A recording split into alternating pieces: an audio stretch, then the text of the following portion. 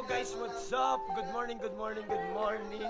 At nandito tayo ngayon sa Buong Lupa Integrated School sapagkat may mga nadaanan tayong ilan mga kabataan na walang tsinelas. So ngayon, mamimigay tayo ng mga tsinelas sa mga ating pong mga indigenous people or tinatawag nating mga katutubong mangan. And once again, this is Mr. Incrediblex. Pasensya na paus yung boses ko.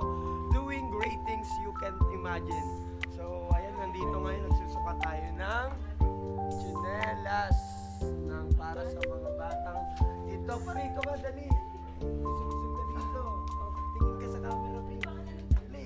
Anong pangalan mo? Ha? Anong pangalan mo, be? Ayan. Tapos ikaw, Pink, eh.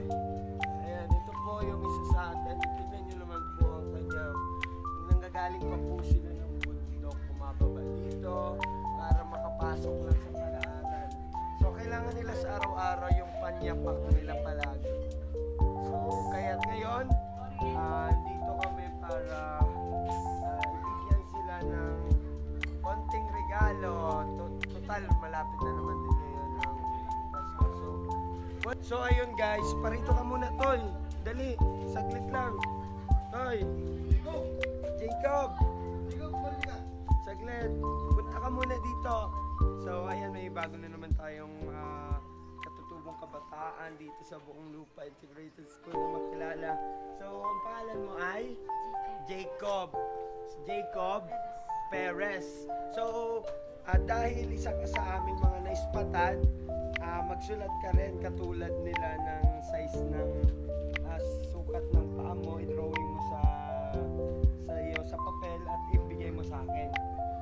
So, yan po, nakikita po natin na isa rin siya sa mga kabataan bumababa ng mundo para pumasok dito. So, kaya dahil sa kasipagan ninyo, magkakaloob ang aming tanggapan ng tsinelas para sa inyo. So, ano masasabi mo? Salamat po. So, okay, walang anuman.